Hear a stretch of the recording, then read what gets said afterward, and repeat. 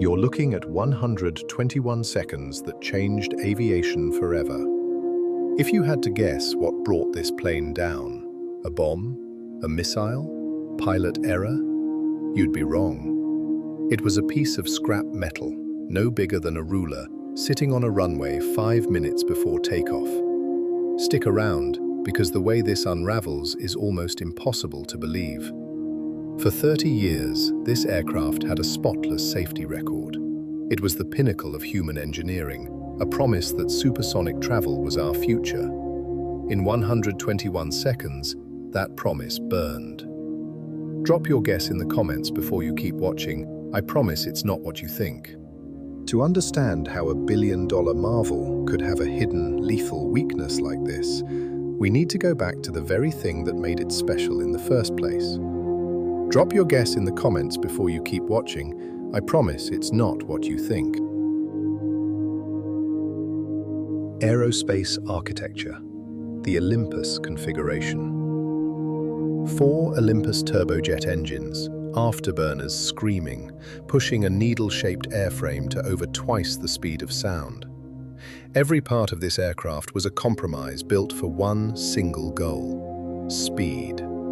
And that obsession with speed is exactly where our story starts.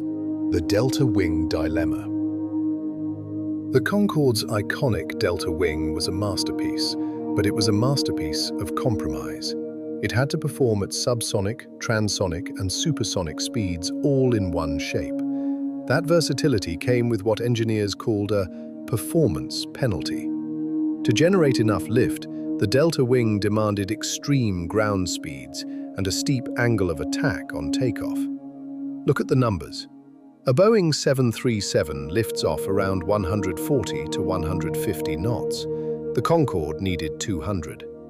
Now ask yourself, what happens to a tire when you push it that hard, over and over, for 30 years? It fails. 57 times to be exact. 12 of those caused structural damage. In 6 cases, debris actually punched through the wing tanks. Engineers knew about this. After an incident in Washington in 1979, they concluded the risk of a catastrophic fire was very small. They were wrong. Would you have made that trade-off? More speed, less margin for error? Let me know in the comments. Foreign object debris, FOD, detected. 5 minutes before Concorde even reached the runway, the villain of this story had already arrived. A Continental Airlines DC-10 rolled down runway 26 right. During that roll, a 43-centimeter strip of metal fell from its number 3 engine. This wasn't a freak accident. It was a maintenance failure. That strip had been made wrong, drilled with 37 holes instead of the 12 the manufacturer required. And here's the part that should make you uncomfortable. Charles de Gaulle Airport only inspected that runway twice a day, so the strip just sat there, a serrated blade waiting directly in the Concorde's path. The red line equation, Flight 4590. On the flight deck, nobody suspected a thing. This was routine, a once-in-a-lifetime charter to New York. And the crew? The elite of the elite. A captain with over 13,000 flying hours. A first officer with nearly 2,700 hours on the Concorde alone. This was not an inexperienced crew making a rookie mistake. But stick with me here, because the weight is going to matter. To fly direct, they loaded 95 tons of fuel. Add 19 unmanifested bags, and they were already roughly 800 kilograms over max structural takeoff weight. Then came one more invisible variable. As they lined up on the runway, the tower called out a tailwind, 8 knots. That single detail meant their real maximum safe takeoff weight should have dropped to 180 tons. They weren't just a little heavy, they were nearly 6 tons over the safe limit. And every one of those extra kilos was pressing down on tires that were already living on borrowed time. V-speed protocol initiated, 14:42:30. 4 Olympus engines roar to life. 1442.54, 100 knots. 4 greens, calls the flight engineer. Reheats engage. Then V1, the decision speed. The point where a crew is no longer choosing whether to fly, they're committed to it. 1443.09. 1,700 meters down the runway, the left-hand tire hits the metal strip. Critical failure, bogey 2. The tire doesn't just burst, it explodes with the force of a grenade. A massive chunk of rubber slams into the underside of the wing, straight into fuel tank number 5. The hydrodynamic shockwave. Now, here's the physics that turned a blown tire into a disaster. That tank was completely full, so when the shockwave hit, the kerosene had nowhere to go. It surged violently against the tank walls and ruptured from the inside out.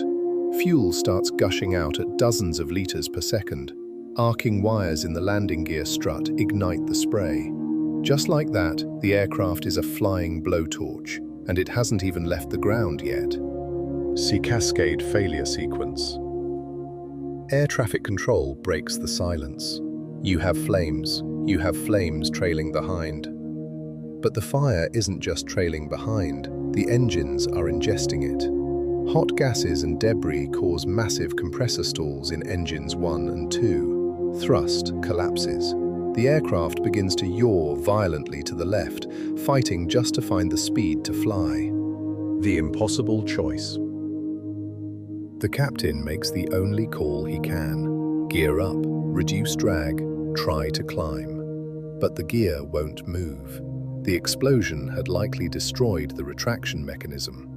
Think about what that means. They're too slow to climb safely, too damaged to turn back. There is no good option left, only degrees of bad. If a story this intense is worth your time, this is the moment to hit like, because what happens next is the reason this crash is still studied by every aviation investigator on Earth. Too damaged to turn back. Be honest, what would you have done in that cockpit? Comment below, I read every one. Structural degradation. The fire is now melting the aircraft from the outside in, literally. The inferno reaches the inboard elevon on the left wing, and it starts to melt. The Concorde begins an uncommanded roll. The nose pitches up. Engine number 1 finally dies, and the aircraft rolls to a staggering 113 degrees, nearly upside down. The pull-up warning is screaming through the cockpit, but there's nothing left to pull up with. The controls are gone. Impact.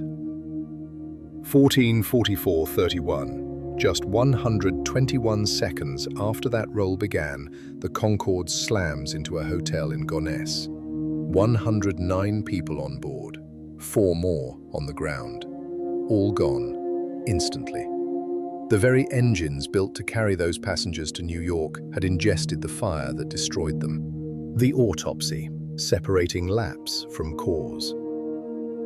During the investigation, a scandal surfaced. A missing spacer on the left landing gear, left off during an Air France maintenance check. Air France leaned hard into that theory because it shifted blame away from Continental's debris and onto a smaller, more survivable liability. But the evidence didn't hold up. Brake temperatures were equal on both sides during taxi, meaning the wheels were properly aligned. Rudder data showed no unusual drag before impact. The missing spacer was real. It was a genuine maintenance lapse. But it wasn't the cause. The 43-centimeter strip was. That single finding grounded the entire Concorde fleet and triggered years of litigation. Return to flight protocols. And here's the part most people don't know. The Concorde actually flew again. Engineers added Kevlar lining to the fuel tanks and fitted burst-resistant Michelin tires. On paper, the fix worked, but it was too little, too late. Between the trauma of the crash and the global aviation slump after 9/11, the economics of supersonic travel simply collapsed. The end of supersonic. October 24th, 2003. The Concorde made its final flight.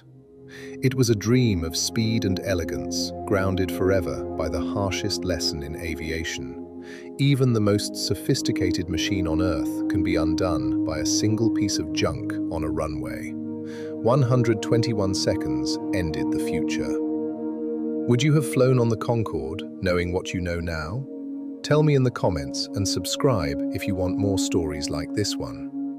If you want to see how other pilots pushed their limits in the face of disaster, there's more where this came from. Subscribe, and let's keep the history of flight alive.